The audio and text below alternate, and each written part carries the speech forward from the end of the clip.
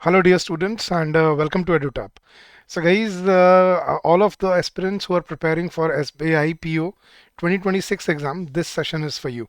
Guys, in this session हम discuss करने वाले हैं अपने 2025 पिछले साल जो आपको SBI PO एग्जाम में प्रीलिम्स एग्जाम में जो क्वेश्चंस पूछे गए थे, तो उनमें से एक मेमोरी बेस्ड पेपर है जो हम लेके आए हैं आपके लिए। और उनके सारे क्वेश्चंस, हम 40 क्वेश्चन जो आपको प्रीलिम्स में अब SBI PO में आते हैं इंग्लिश में, वो सारे आज हम डिस्कस करेंगे। तो चलिए गाइस, जल्दी से इसको सब्सक्राइब कर लीजिए चैनल को और लाइक कर लीजिए वीडियो को, अगर आपको ये लॉन्ग टर्म के लिए अगर आपको इसको यूज़ करना है अपनी प्रेपरेशन में।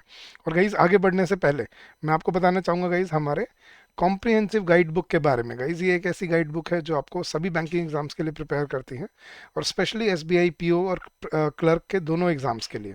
इसमें आपको सारे PYQs मिलेंगे विद सॉल्यूशन एनालिसिस स्ट्रेटजी मिलेगी, कॉम्प्रिहेंसिव आंसर की solutions, everything you will find here. तो एक PYQ की गाइड बुक है जो ये आप डाउनलोड कर सकते हैं बिल्कुल फ्री ऑफ कॉस्ट, और इसका लिंक आपको इस वीडियो के डिस्क्रिप्शन में मिल जाएगा। So go download this book and get benefited from it. तो चलिए गाइस, स्टार्ट करते हैं आज का सेशन। और आगे बढ़ने से पहले मैं आपको गाइस अपने बैंकिंग एग्जाम महापैक कोर्स के बारे में भी बता देता हूँ। गाइस, अगर आप इस साल बैंकिंग एग्जाम को टारगेट करना चाहते हैं, तो गाइस ये है हमारा एक स्पेशल बैंकिंग महापैक कोर्स, जिसमें आपको सभी कॉन्सेप्ट क्लासेस मिलती हैं, चैप्टर वाइज टेस्ट मिलते हैं, फुल लेंथ टेस्ट मिलते हैं, सॉल्व PYQs मिलते हैं, मेंटरशिप मिलती है, डाउट एंड क्वेरी रेजोल्यूशन मिलता है, और इसकी वैलिडिटी पूरे 1 साल रहती है। अब गाइस, आप कैसे एनरोल कर सकते हो? वैसे तो लिंक डिस्क्रिप्शन में दिया हुआ है, लेकिन मैं बड़ा सिंपल तरीका बताता हूँ आपको। आपको बस क्या करना है गाइस, अपने ब्राउज़र पे जाना है, मतलब गूगल पे जाना है, कहीं किसी भी ब्राउज़र जो आप यूज़ करते हो, और आपको बस टाइप करना है edutap.in। जैसे ही आप edutap.in टाइप करेंगे, फिर एंटर प्रेस करेंगे, आप हमारे लैंडिंग पेज पे आ जाएंगे। यहाँ पे आपको ये सारे हमारे कोर्सेज दिखेंगे। इसमें पहले बैंकिंग कोर्सेज है गाइस, ये रहे हमारे बैंकिंग कोर्सेज, और इसमें आपको 2026 के लिए ये बैंकिंग एग्जाम महापैक कोर्स मिलेगा। और आपको ये मतलब एक दो कॉम्बो मिलेंगे गाइस। अगर आप 2026 में RBI को भी टारगेट करना चाहते हो, तो RBI प्लस बैंकिंग महापैक कोर्स भी है, जिसपे अभी हम 75% डिस्काउंट ऑफर कर रहे हैं, and the coupon code is MAR75। And सिर्फ अकेले बैंकिंग के लिए अगर आप तैयारी कर रहे हो, तो आपके लिए ये कोर्स है जिसमें आपको सिर्फ बैंकिंग की तैयारी करने को मिलती है, और इसके कूपन कोड है MAR75 वंस अगैन। और गाइज, अगर आप हमारी फ्री ई बुक्स के साथ और कुछ ऐसी ई बुक्स जो आपको हेल्प करेंगे अपने एग्जाम में, अगर उनसे भी जुड़ना चाहते हैं, तो आपको टॉप पे बुक्स का काउंटर मिलेगा, वहाँ जाके ये सारी ई बुक्स देख सकते हैं कि कौन सी बुक्स हैं जो आपको हेल्प कर सकती हैं आपके एग्जाम की प्रेपरेशन के लिए। चलिए गाइज, वापस आते हैं, शुरू करते हैं अपना आज का सेशन और डिस्कस करते हैं कि करके अपने सारे के सारे क्वेश्चंस। तो गाइज, रीडिंग कॉम्प्रिहेंशन वैसे रिवर्स रीडिंग के साथ किया जाता है हमेशा। आपको पहले क्वेश्चंस पढ़ने होते हैं और फिर इसका आंसर ढूंढना होता है, तो हम भी वैसे ही करेंगे एग्जाम पर्सपेक्टिव से। ऑल दो एग्जाम में रीडिंग कॉम्प्रिहेंशन शुरू में नहीं अटेम्प्ट करना होता, एंड में अटेम्प्ट करना होता है, बिकॉज ये थोड़ा टाइम कंज्यूमिंग होता है। बट चलिए गाइज, अब यहाँ पे मतलब सिक्वेंशियली कर रहे हैं तो वन बाय वन करेंगे। तो पहला, विच of the following best फिल्स the blank in the passage. अच्छा, ये जो ब्लैंक दिया हुआ है इसका हमें ढूंढना ही, तो पढ़ के समझ आएगा। विच of the following statements is not correct based on the passage, ये भी पढ़ के समझ आएगा। The word intimacy use in the passage, इसका हमें सिनोनिम ढूंढना है। The author's primary tone in the passage, author की टोन हमें ढूंढनी है, ये भी पढ़ के समझ आएगा। विच of the following can be logically inferred from the passage, सारे इन्फ्लुएंशियल क्वेश्चन है, ये भी पढ़ के समझ आएगा। अबंडेंस का हमें ऑपोजिट बताना है, एंटोनिम बताना है अबंडेंस का, ठीक है, तो ये भी पढ़ लेंगे। In the passage, the phrase intimacy of the medium is used to describe the effects of podcast. Which of the following best explains the meaning of this phrase given in the context? तो the intimacy of the medium ये हमें ढूंढना है। फिर कौन सी statement correct नहीं है, ये भी पढ़ के समझ आएगा। और एफएमआरएल का हमें सिनोनिम ढूंढना है। तो 3 वोकेबलरी के क्वेश्चंस हैं आउट ऑफ 9, और बाकी सारे आपके इन्फ्लुएंशियल क्वेश्चंस हैं, तो ये पैसेज पढ़ के ही सॉल्व होंगे। चलिए गाइस, तो पैसेज पढ़ते हैं, सॉल्व करते हैं। ओवर द पास्ट डेकेड, मतलब पिछले 10 सालों में पॉडकास्ट्स जो आप देखते हो यूट्यूब पे, podcasts have evolved from niche productions catering to hobbyists into a formidable force within the global media landscape. Their appeal lies not merely in accessibility but in the intimacy of the medium, a voice directly in one's ear, unmediated by visuals or clutter. In many ways, the renaissance of podcast signals a return to an older tradition, oral storytelling. The podcast आजकल oral storytelling जैसे लगते हैं, where once people gathered around firesides or radios, they now gather virtually, listening through earbuds while communicating, exercising, or preparing dinner. What distinguishes podcasts from conventional broadcast media is their Decentralization. Anyone with a microphone and an idea can begin recording, producing an environment where mainstream voices coexist with alternative perspectives. This democratization of audio has emboldened marginalized communities to share stories previously excluded from mainstream platforms. Yet it is not without complications. As algorithms amplify certain podcasts over others, questions about visibility and representation remain unresolved. Algorithms certain podcasts को amplify करते हैं. Questions about visibility and representation remain unresolved. The educational potential of podcasts is equally remarkable. From language acquisition to niche scientific discussions, podcasts transform idle time into productive engagement. However, the very abundance of content can become overwhelming, creating a paradox of choices. Okay? हालांकि language acquisition to niche scientific discussions, podcast transform idle time into productive engagement, लेकिन abundance of content, इतना ज़्यादा content जो available है वो थोड़ा overwhelming हो जाता है, and creating a paradox of choices कि क्या सुने और क्या ना सुने. Listeners often subscribe to dozens of shows but struggle to keep pace with even a fraction of them. In this sense, the medium mirrors broader digital culture where limitless access can paradoxically diminish deep engagement, right? Yet the success of podcasts also introduces commercial dilemmas. Monetization strategies, sponsorship, premium subscription or branded content raise concerns about authenticity कि जब पैसे आ जाते हैं तो फिर authenticity के बारे में चिंता होने लगती है. Some argue that the very intimacy that defines ये intimacy ये word है guys, the very intimacy that defines podcasts is undermined when every heartfelt story is punctuated by an advertisement. Exactly. तो जब पैसे दिखने लग जाएं तो फिर वो उसकी ओरिजिनलिटी खत्म हो जाती है. इंटीमेसी मतलब क्लोजनेस खत्म हो जाती है. On the other hand financial sustainability ensures creators can continue producing high quality work. Financial sustainability ensures creators can continue producing high quality work.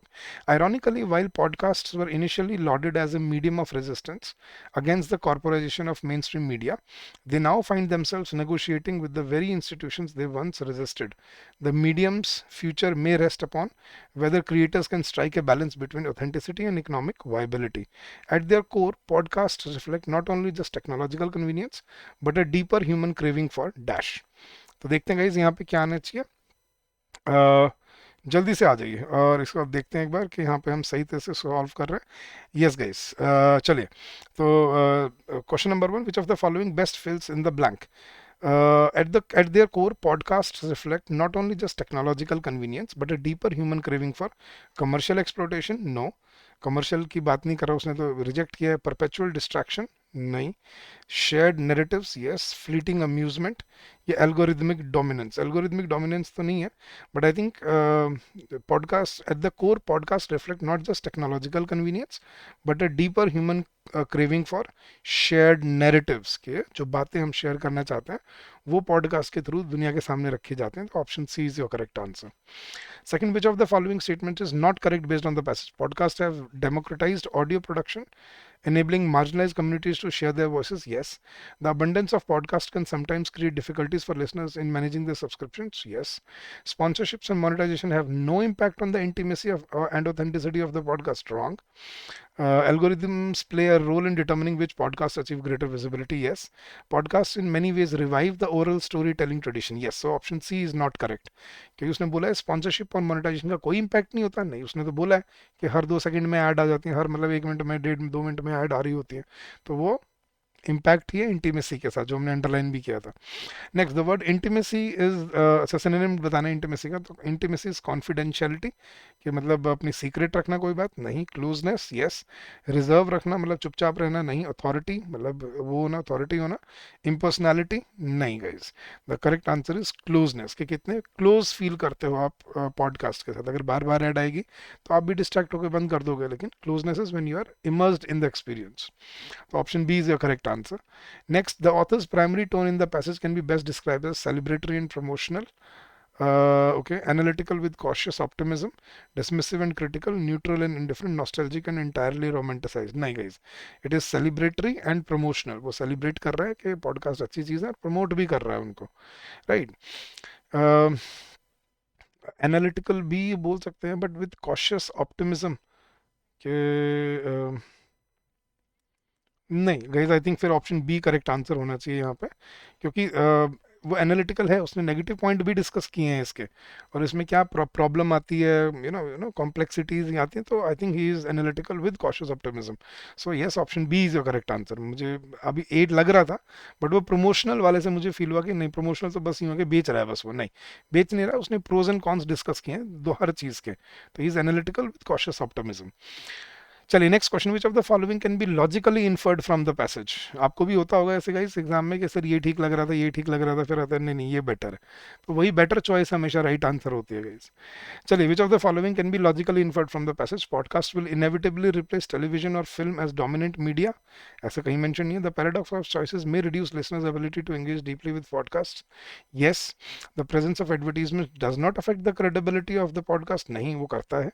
Podcast like any meaningful educational value. नहीं, वो देते हैं।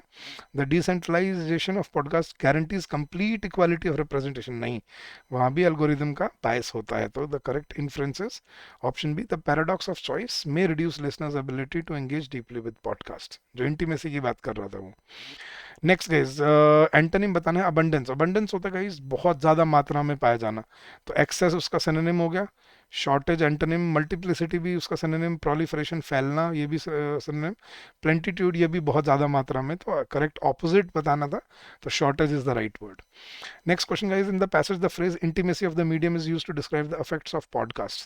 Which of the following best explains the meaning of this phrase? The ability of podcasts to provide entertainment without requiring deep thoughts. Nahi. The personal and immersive feeling created when a listener hears a human voice directly. Yes. The convenience of multitasking while consuming content on the go. ये the intimacy of medium का ये मतलब नहीं था कि आप on the go देख सकते हो उसको। उसका मतलब बड़े क्लोज, मतलब पर्सनलाइज वे में देखना। कॉन्ट्रास्ट बिटवीन स्क्रिप्टेड शोज नहीं। collective experience of sharing podcast recommendations nahi. Correct answer is the personal and immersive feeling created when a listener hears a human voice directly. So option B is your correct answer. Next, which one of the following statements is not correct according to the passage? It's not correct bataniya. Podcasts differ from traditional media because they can feel conversational and personal. Not mentioned. The growth of podcasting is linked to technological advances like smartphones and streaming. Not mentioned. Well, mentioned, but this is it's not ke आगे देखते हैं। Podcast are often considered too expensive to produce which hinders their growth. Not mentioned. Many podcast thrive by targeting niche audiences. ये correct है। Listeners often value podcast authenticity, ये भी correct है। Technological, ये भी करेक्ट है गाइस। अब ए और सी में देखना था। Podcast differ from traditional media, हाँ ये तो है, ठीक है, क्योंकि फील कन्वर्सेशन, तो ये भी करेक्ट है। तो guys the correct answer here is which is not correct, वो था guys option C. The podcast are often considered too expensive to produce rather than the podcasts are often considered too expensive to produce which hinders their growth। तो ऐसा नहीं है, ये mention भी नहीं है, और ये गलत है कि कहीं एक्सपेंसिव नहीं होते, वो चीप होते हैं, बल्कि कोई वीडियो की जरूरत नहीं है, बस एक माइक की जरूरत है और प्लेटफॉर्म पे डाल दो। राइट, तो ऑप्शन सी वाज करेक्ट। और एफएमआरएल का हमें सिनोनिम बताना। एफएमआरएल होता है गाइस जो बहुत क्षणभंगुर जिसको बोलते हैं, जो बहुत कम टाइम के लिए एग्जिस्ट करता है। तो हमें वो पेयर ऑफ वर्ड ढूंढना है जो सिमिलर है। लास्टिंग एंड एंड्योरिंग, ये तो ऑपोजिट हो गया। Fleeting and transitory, yes. Permanent and stable, no. Historical and timeless, नहीं। मॉन्यूमेंटल एंड फिक्स्ड, नहीं। Correct answer is fleeting and transitory, मतलब जो बहुत जल्दी खत्म हो जाता है, बहुत जल्दी बदल जाता है, उसको बोलते हैं ephemeral. So option B is your correct answer. तो ये थे अपने आरसी के क्वेश्चन का। ये सब आपको समझना है कि क्यों रिवर्स रीडिंग बहुत हेल्प करती है आपको अपने क्वेश्चन सॉल्व करने में। आप क्विकली क्वेश्चन सॉल्व कर पाते हो एक ही रीडिंग के बाद। चलिए आगे चलते हैं गाइस। अभी हमें क्वेश्चन दिए हैं एरर डिटेक्शन के। We are given sentence with 4 parts as ABCD and identify the part which has a grammatical error. तो हमें वो पार्ट ढूंढना है जिसमें ग्रामेटिकल एरर है। तो चलिए पढ़ते हैं, सॉल्व करते हैं। मैं आपको कॉन्सेप्ट भी बताता हूँ, साथ साथ क्या सॉल्व करना है। Neither of the proposals put forward by the committee justify the need for immediate implementation। Guys subject verb agreement का क्वेश्चन है। नीदर जब अकेला यूज होता है तो ये हमेशा सिंगुलर वर्ब लेता है। तो neither of the proposals put forward by the committee, यहाँ पे इसके लिए वर्ब जो होगी वो सिंगुलर होनी चाहिए। तो सिंगुलर में हम क्या करते हैं, वर्ब में जस्टिफाइज, मतलब वर्ब को फर्स्ट फॉर्म में जब हमें सिंगुलर बनाना होता है तो हमें उसमें SES या IES ऐड करना करना पड़ता है. तो neither of the proposals put forward by the committee justifies the need for immediate implementation. So option C was your correct answer. Next, the data provided by the survey indicates that social media users spends more time on short form content than on long form articles. ये भी guys मुझे जो गलती दिख रही है यहाँ पे वो वही सब्जेक्ट वर्ब एग्रीमेंट की ही है जो अभी मैंने आपको बताया पिछले क्वेश्चन में. देखना, the data provided by the survey, data singular है तो इंडिकेट्स आ गया, इंडिकेट्स तक ठीक है, दैट सोशल मीडिया यूजर्स. अब सोशल मीडिया यूजर्स प्लूरल है, प्लूरल के लिए हमें स्पेंड्स आना चाहिए या स्पेंड आना चाहिए. अब प्लूरल में हमें एस ऐड नहीं करना होता तो हमें यहाँ पे क्या करना चाहिए था. तो the data provided by the survey indicates that social media users spend more time, not spends more time, spend more time on short form content than on long form article. So option again option C is your correct answer. आगे बढ़ते हैं guys. Question number 12, इसमें भी वही error detection ही है. Not only the students but also the teacher were enthusiastic about the project as it allowed them to explore real world applications. नहीं guys, देखो not only but also में क्या होता है, जो नाउन वर्ब के ज्यादा नजदीक होता है उसको इन्फ्लुएंस किया जाता है. So not only the students but also the teacher was enthusiastic about the project. So option B is your correct answer. So not only the students but also the teacher was enthusiastic about the project as it allowed them to explore real world applications. Next, no sooner had the minister arrived at the venue then the protesters began shouting slogans against the government. Guys, ये अगर आपने adverbs पढ़ा है अच्छे से तो आपको ये रूल याद होता कि हार्डली, बेयरली, स्केर्सली के साथ क्या यूज होता है, व्हेन, और नो सूनर के साथ क्या यूज होता है, देन. तो no sooner had the minister arrived at the venue, बिल्कुल ठीक है, देन यूज हो रहा है यहाँ पे. लेकिन गलती क्या है गाइस, ये THEN वाला देन नहीं यूज होता, THAN वाला देन यूज होता है, कंपैरिजन वाला, और यही यहाँ पर गलती भी थी. तो no sooner had the ministers arrived at the venue then the protesters began shouting slogans against the government. So option B was your erroneous part है. अच्छा, एक और क्वेश्चन है, 5 क्वेश्चन है गाइस एरर डिटेक्शन के, तो पढ़ते हैं. The report highlights how the economic growth coupled with rising inflation have affected the purchasing power of citizens. Again subject verb agreement का क्वेश्चन था. देखो गाइज, हमें अगर आपको याद है 1+1 करने की एबिलिटी सिर्फ किस किस कंजंक्शन के पास होती है, एंड के पास. यहाँ पे क्या कंजंक्शन यूज हुआ है, कपल्ड विद. तो इसका मतलब इन्फ्लेशन यहाँ पे सब्जेक्ट नहीं है, सब्जेक्ट सिर्फ कौन है, इकोनॉमिक ग्रोथ. और इकोनॉमिक ग्रोथ के लिए यहाँ पे क्या आना चाहिए था, हैज.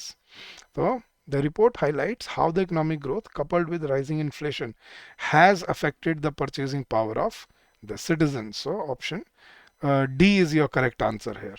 तो ऐसे गाइस बड़े ही लॉजिकली आपको क्वेश्चंस पढ़ के उनको सॉल्व करना होता है एग्जाम के अंदर. चलिए आगे बढ़ते हैं गाइस. अब ये हमें क्या दिया हुआ है, अच्छा क्लोज टेस्ट आया है गाइस.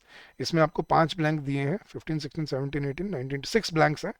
तो 15, 16, 17, 18, 19 एंड 20, हाँ तो 6 ब्लैंक्स है. और फिर हमें बताना है किस ब्लैंक में क्या वर्ड आना चाहिए. अब इसको हमें सॉल्व करना होता है, पहले पैसेज पढ़ के फिर अपने ऑप्शन देखना होता है.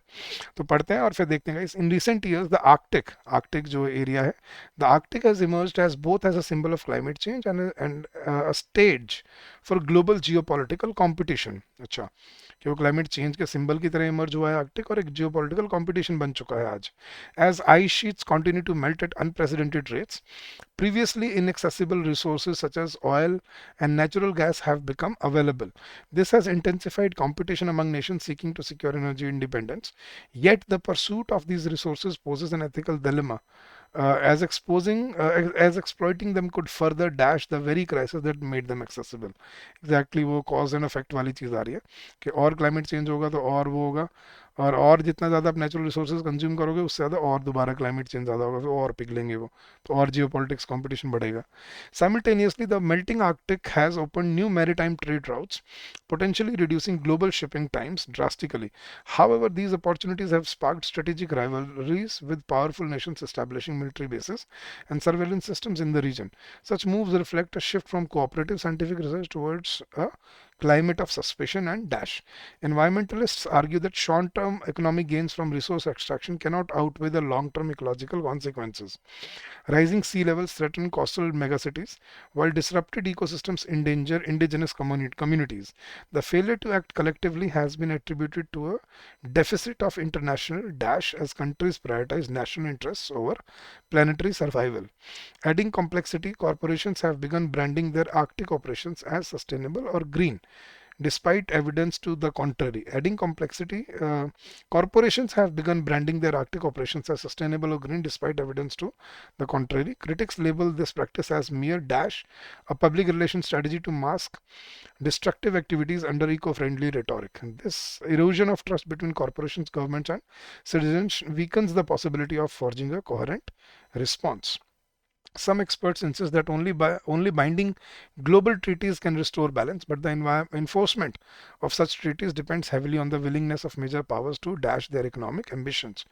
Without such restraint, the Arctic could become the site of the next great political fault line, where the struggle for dominance eclipses the urgency of climate action. Ultimately, the Arctic crisis is not merely about melting ice or shifting borders, it encapsulates humanity's broader struggle to balance progress with preservation. Whether this balance is achieved may well determine the dash of global civilization in the decades ahead. Okay, so अब देखते हैं guys, पहले blank में क्या आना चाहिए था, अब सिर्फ blank वाली line पढ़ेंगे. Yet the pursuit of these resources poses an ethical dilemma, as exploiting them could further dash the very crisis. Alleviate means to reduce, no. Exacerbate मतलब to worsen, yes. Mitigate is to reduce, again. Neutralize, no.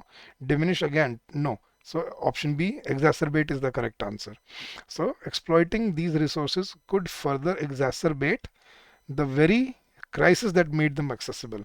Second blank, blank 16, such moves reflect a shift from cooperative scientific research towards a climate of suspicion and camaraderie. Camaraderie is brotherhood, no. Paranoia, yes. डर बन जाता है. Concord is agreement, no. Fraternity is again भाईचारा. Benevolence is again humbleness. So correct answer is paranoia. So it creates an environment of suspicion, मतलब suspicion का और डर का माहौल बन जाता है. So paranoia.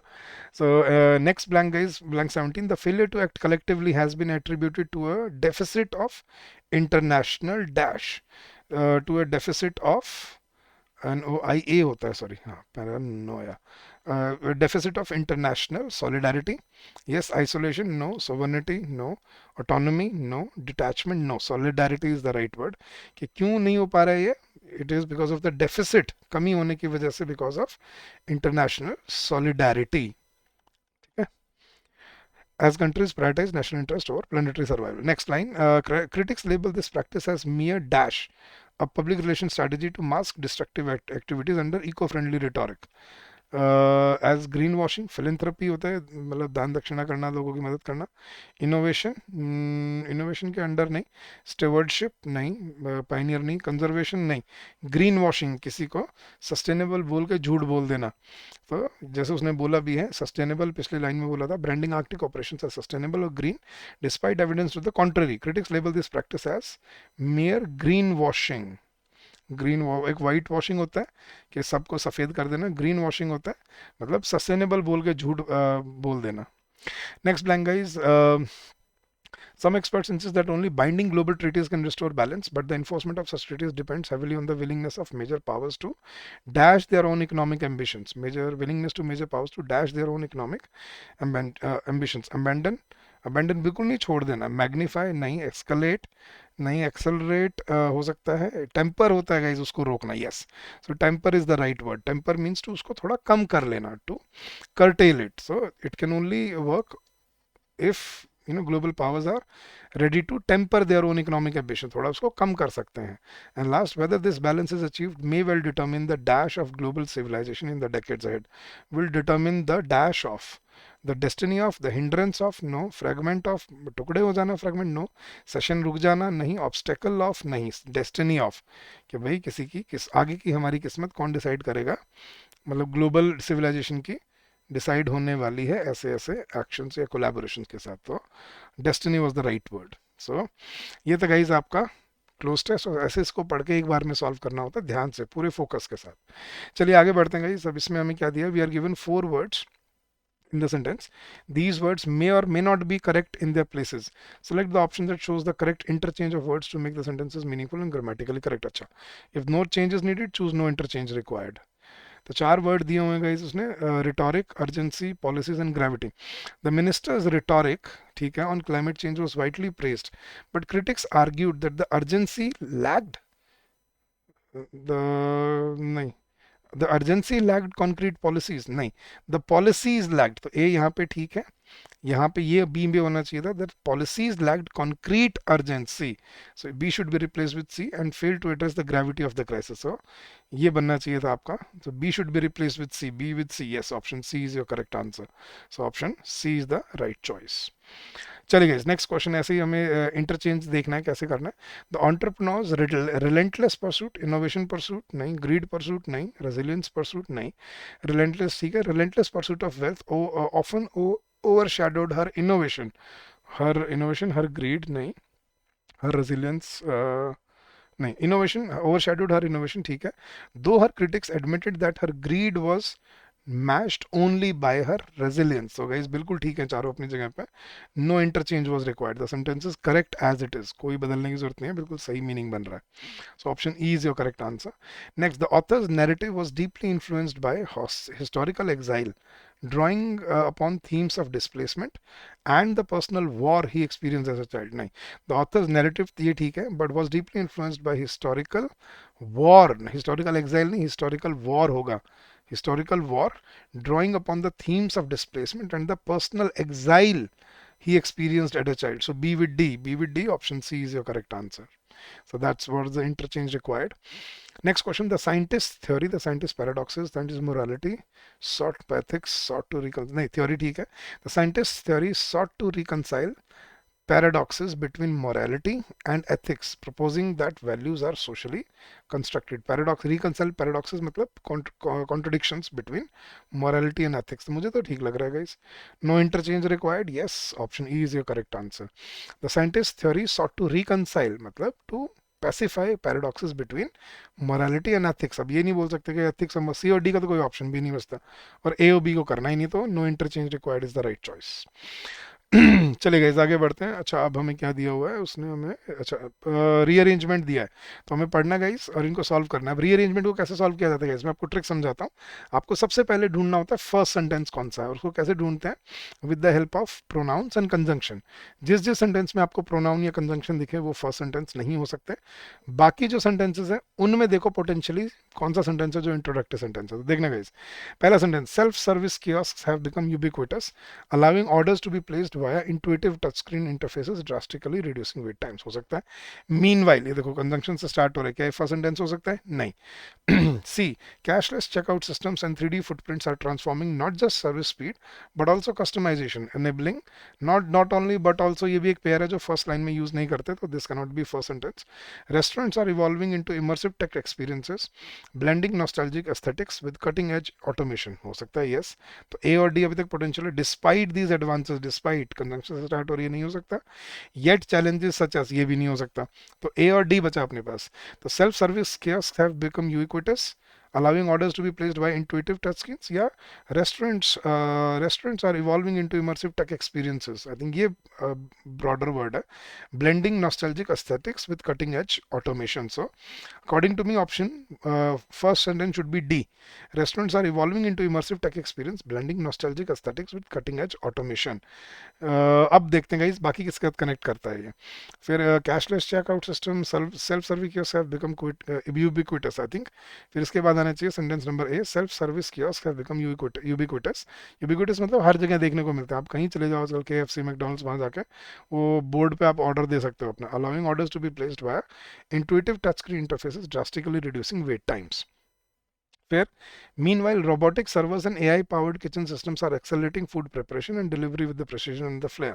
Continue कर रहा है उसी बात के साथ, ठीक है बिल्कुल। तो डी ए बी ठीक बन रहा है, फिर उसके बाद क्या होना चाहिए, cashless checkout systems and 3D food printing are transforming not just service speed but also customization, enabling diners to tailor dishes to their preferences, exactly। फिर उसके बाद ये continue हो रहा है now, फिर contradiction आ रही है, despite these advances human touch remains vital as personalized hospitality and chef driven creativity are what sustain customer loyalty, correct। Yet challenges such as high setup cost and ethical concerns regarding job displacement threaten widespread adoption, so that should be sentence number 6, correct। So ये तो easy था guys, I think ये कर सकते थे। The first sentence is D, second was A, third was B, fourth was C, fifth was E, and sixth was F। So DABCEF, आप बताइए guys आपको क्या लग रहा है, सही सीक्वेंस या आपको कुछ और सीक्वेंस ठीक लग रहा था? चलिए अब आंसर करते हैं। फर्स्ट सेंटेंस क्या होना चाहिए हमारा, डी, तो option D is your correct answer, DABCEF। Second question है गाइस, फोर्थ सेंटेंस क्या होना चाहिए, fourth sentence should be C, तो सी ये रहा, C is your correct answer. Next first के बाद सीधा फोर्थ पूछा उसने। अच्छा लास्ट क्या होना चाहिए guys, DABCEF, F should be last, F है इसमें, यस, तो कंफर्म हो रहा है कि हम सही पढ़ रहे हैं इसमें, तो option F is your last sentence. अरे तीन ही क्वेश्चन दिए थे, ये तो बड़ा अजीब सा था यार, 5 क्वेश्चन तो आते हैं कम से कम। चलिए जो भी है, तीन क्वेश्चन थे। आगे बढ़ते हैं guys. Each question consist of 4 parts of jumbled sentence, rearrange them to form a coherent and meaningful sentence. अच्छा, सेंटेंस रीशफल, सेंटेंस रीअरेंजमेंट, मतलब एक सेंटेंस को 4 पार्ट में ब्रेक किया उसको हमें रीअरेंज करना, देखना guys. But also demands resilience, but also तो स्टार्ट नहीं हो सकता।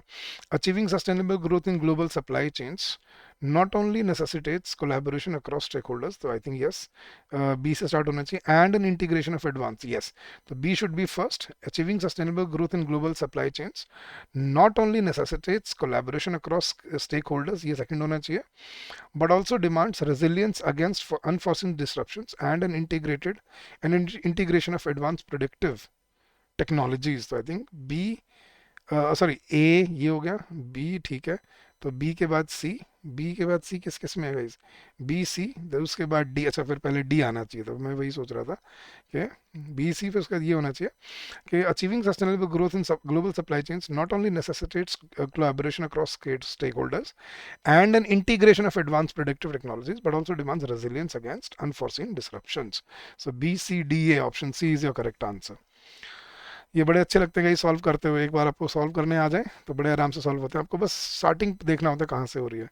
Ensuring public trust in digital governance systems, transparency and accountability in the age of increasing surveillance and data driven policies are indispensable pillars for transparency and accountability are, I think A, B से start होना चाहिए, B से कितने start है, एक B के बाद D, एक बी के दोनों के बाद बी के बाद डी है, तो ये तो क्लियर हो गया, B is the first and D is the second part, are indispensable pillars for के बाद बी डी के बाद सी तो नहीं आ सकता, फिर ए आएगा, तो B D, ensuring public trust in digital governance systems in the age of increasing surveillance and data driven policy, so B D A C, so option D is your correct answer. चलिए guys ऐसे solve करते हैं इनको। Next question, question number 30, are often challenged by नई efforts to harmonise international climate policies, making cooperative frameworks both essential and exceedingly complex to implement, are often bye fragmented regulations.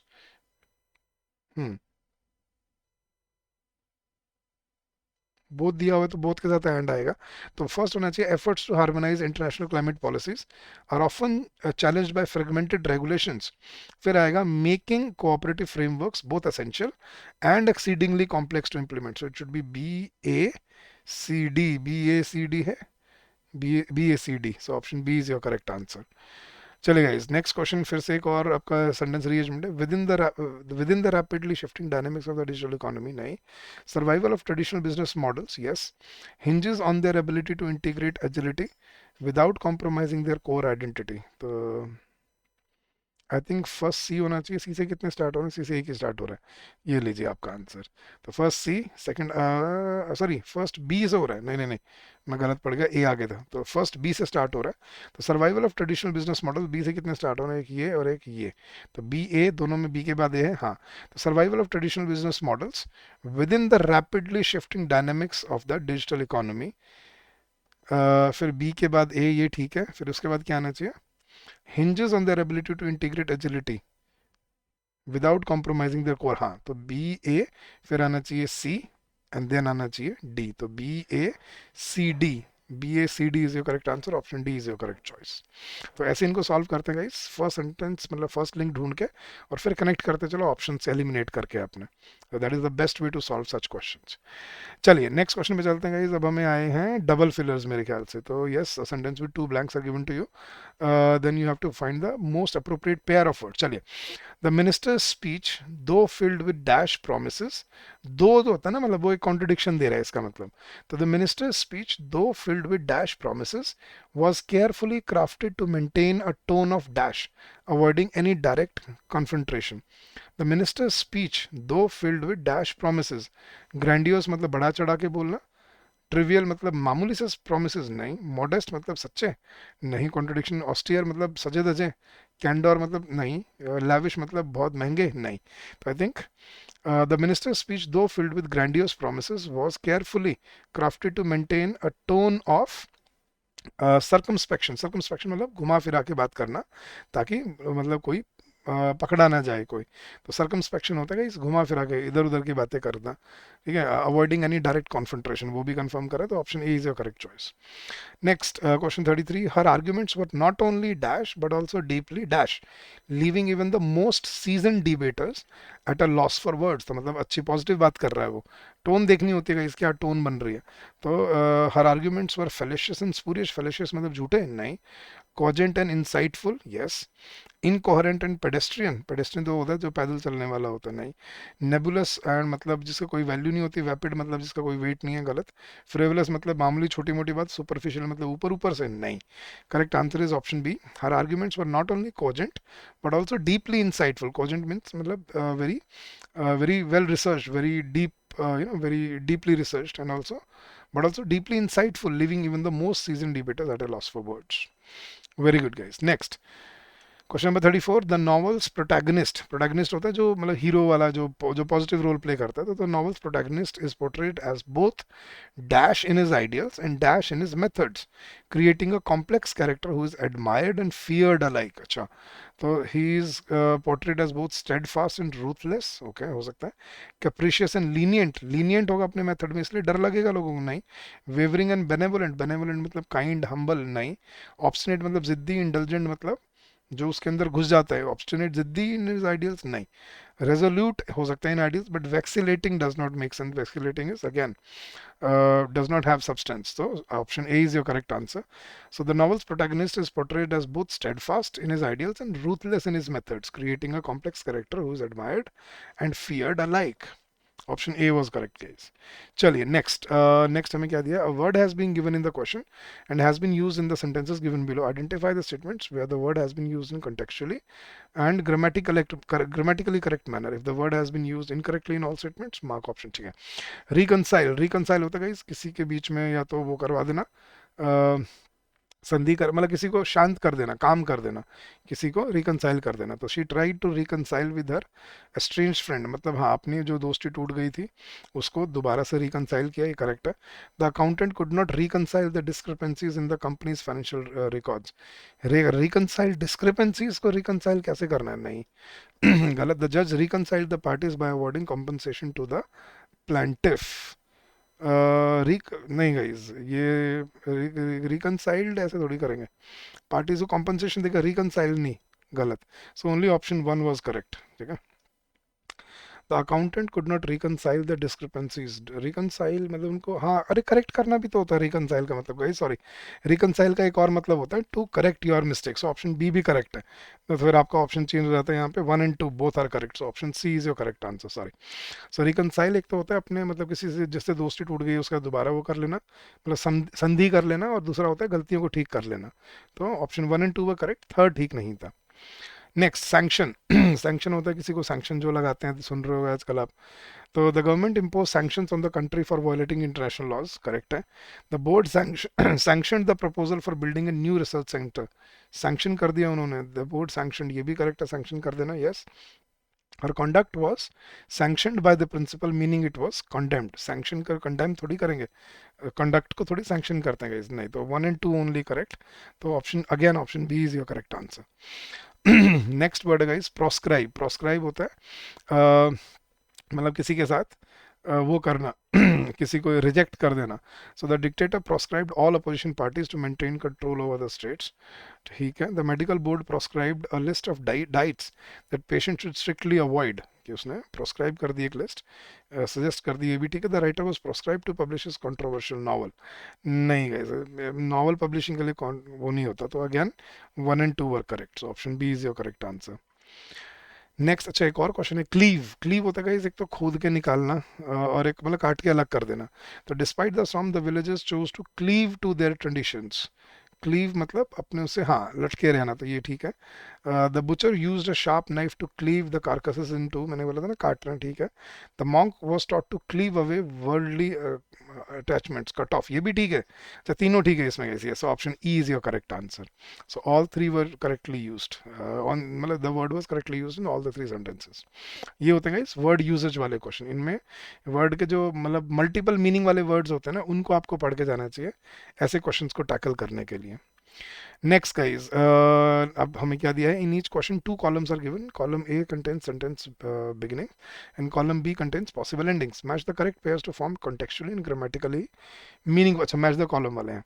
Despite the company stellar quarterly results, company की बात हो रही है, climate change will continue to threaten, नहीं, investors remain sceptical due to regulatory uncertainties, yes, despite क्योंकि contradiction दे रहा है, लाइज, नॉट इन, लाइज तो आ ही नहीं सकता, तो ए का होना चाहिए टू के साथ। The professor emphasized that true innovation, climate change तो नहीं, lies not in imitation but in original problem solving, yes, तो बी होना चाहिए थ्री के साथ। And unless the government implements stringent policies, climate change will continue to threaten coastal cities, तो three होना चाहिए वन के साथ। तो ए का टू किस किस में है, ए का टू इसमें है और इसमें है, ठीक है, बाकी ऑप्शन अपने आप एलिमिनेट हो गए। बी का थ्री इसमें है, इसमें नहीं है, और सी का one, so option A is your correct answer. चलेगा sir, next question, the committee concluded that without adequate transparency efficiency gains often come at the expense of human well-being, nahi. Democratic accountability is likely to erode, yes. While तो ये होना चाहिए to के साथ। While technology can enhance productivity, efficiency gains often come at the expense of human well-being, a pendency of cases will remain a critical challenge, नहीं। in the absence of judicial reforms pendency of cases, हाँ, तो ये connect हो गया, सी का third के साथ connect हो गया, वो सेकंड के साथ, तो ये फर्स्ट के साथ होना चाहिए। While technology can enhance productivity, efficiency gains often come at the expense of human well-being, yes. So a का टू किस किस में है, a का टू इसमें है और इसमें है, b का वन किस में है, इसमें है, इसमें नहीं है, एंड c का three, so again option A is your correct answer. तो ये थे गाइज आपके S B I P O prelims 2025 exam के 40 क्वेश्चंस जो इंग्लिश लैंग्वेज में पूछे गए थे प्रिलिम्स में। तो guys I hope you understood the difficulty level and the type of questions asked in the exam. This is one of the memory based paper that we have.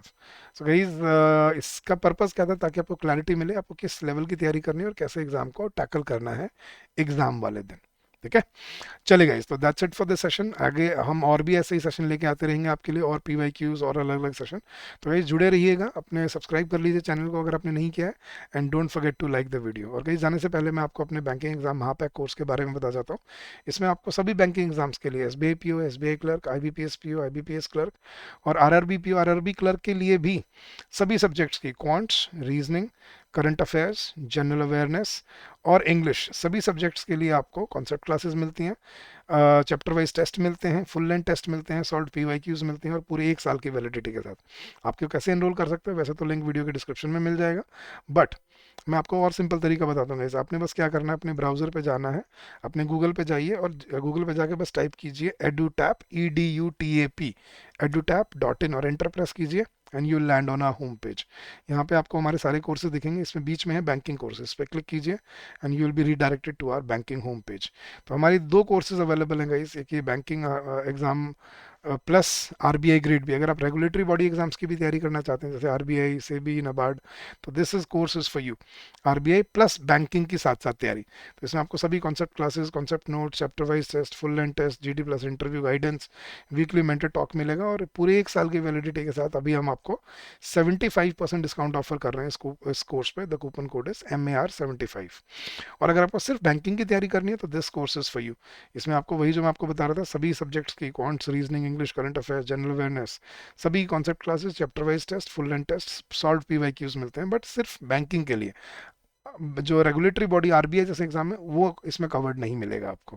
तो guys इसकी भी validity एक साल है, और उसका भी कूपन कोड क्या है, MAR75, कैपिटल MAR75। तो come join us, streamline your preparation and make your journey constructive and fruitful for yourself. और गाइस अगर आपको इस सेशन का PDF चाहिए, ये क्वेश्चन चाहिए, you can download it from our Telegram channel, the link is given in the description of the video. So that's it for today guys, I wish you all the very best for your preparation and for your journey ahead. Keep on working hard, keep on giving your best, and I'm sure you will come out with flying colors. अगर फिर भी आपका कोई doubt रह जाए, कोई query रह जाएगा, you can always call us on this number during the office hours, which is 8146207241, or you can also drop us an email at hello@edutap.co.in. That's our official email ID.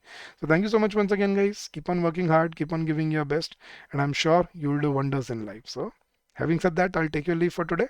Thank you so much and happy learning to all of you. Bye bye. Take care.